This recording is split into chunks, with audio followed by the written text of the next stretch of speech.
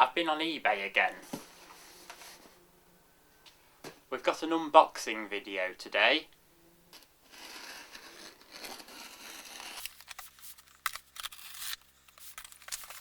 Because he's trying to figure out how the other person packed it. There we go. Now, I bought on eBay a camcorder. Another one. I seem to be on a bit of a thing with camcorders at the moment. This particular one is a Canon XL2, so quite a fancy one in its day. Dates from the late 1990s. This one was sold as potentially not working. I think it had a microphone fault.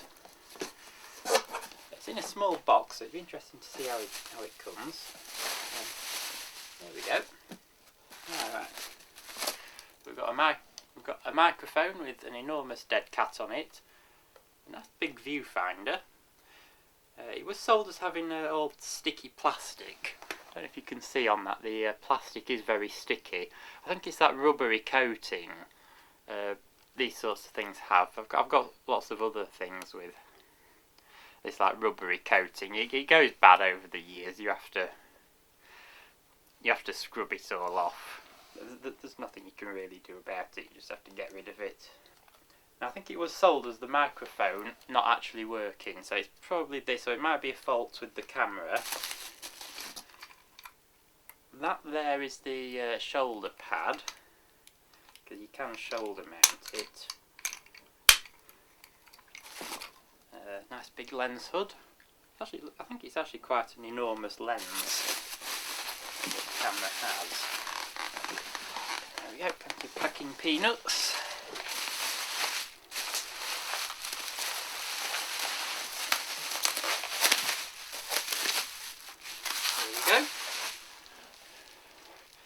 There it is. Yeah, you can feel the plastic's all gooey. It looks nice. It looks in decent condition. Unfortunately, no battery and no other accessories. I've never used one of these before. I've been using this Sony one recently that I got off eBay. This does both standard definition and high definition. This is a standard definition only camera. First thing I notice on this, in the battery housing, there's only two terminals, a plus and a minus. Now that's excellent because it means that we only need basically a plus and a minus. You don't need a chip. Main issue with the Sony ones like this is you need the info lithium chip in order to make them actually work. Now I've never used one of these, but it feels nice. It's a nice size actually.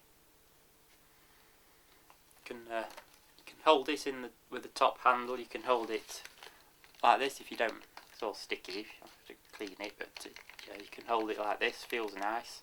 The zoom and focus knobs feel very nice. This is a Canon XL mount lens. Look.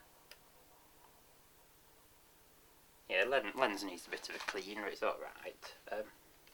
Never used an XL lens. I do have Canon EF lenses, which I use with my SLR and EFS lenses with the DSLR. Now the interesting thing about this is you can actually get, or at least you could get, an adapter from Canon that allows you to use their EF SLR lenses on this camera. Now as you can see there, the image sensor is quite small compared to a 35mm film or an APS-C digital SLR. That's quite small, so if you were to use an EF lens, say a 50mm lens, you've got a crop factor of about 7. So a 50mm lens would be the equivalent of several 100mm on something like this. So you could easily create a very big zoom range. Now I don't know what the cassette mechanism's like. It said it was sold as mostly working, but I got it at a good price, and it's sold as having some faults, so we don't really know, and I'm not really expecting a lot, to be honest. I'm expecting the cassette mechanism to work. Nice switch on the side there, that looks alright, this switch. Alright. Lots of buttons to press. I think that's a spring-loaded flippy thing for the menu controls. Got some nice little knobs at the bottom here that you can pull out, or push out rather. Made in Japan. It's got two standard tripod threads on. That's one you would use to actually mount it on a tripod. That one there I think is actually for mounting accessories on the back. It's got a little door that you can open up to reveal the audio controls. And lots of switches and knobs. Got another door with the VCR controls.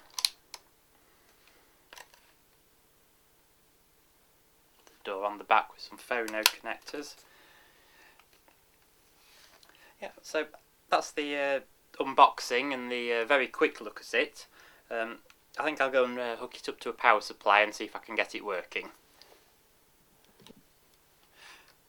I really need to give this a thorough cleaning before we do anything with it, but let's just see if we can figure out how to mount this viewfinder on it. The viewfinder and microphone are in one assembly. So that should slide on there.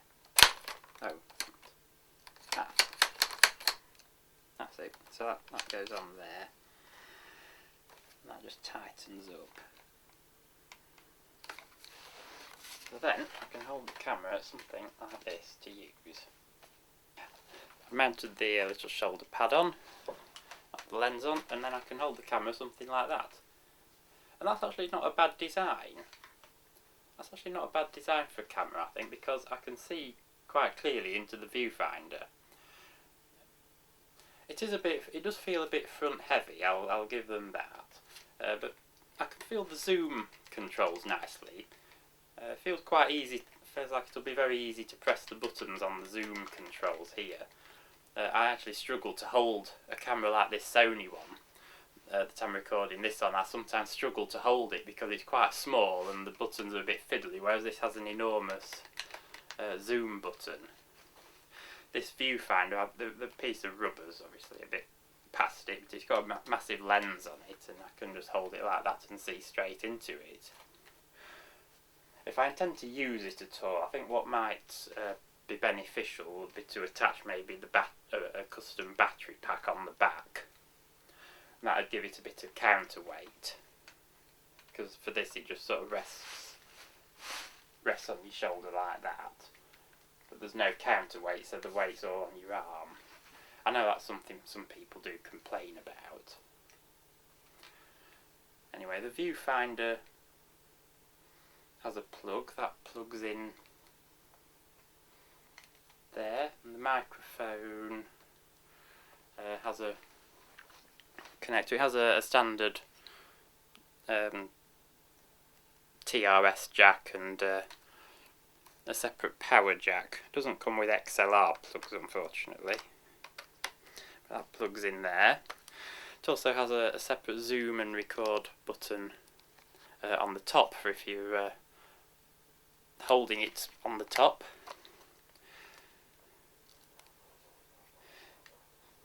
Yeah, I think that's quite a nice unit. I paid about £70 for it on eBay. That's a reasonable price, given that they're not really worth much. They're only mini DV standard definition. They're probably a good 20 years old or so, so they're not that valuable, but some people, they are still fairly professional camcorders, so some people do still like them.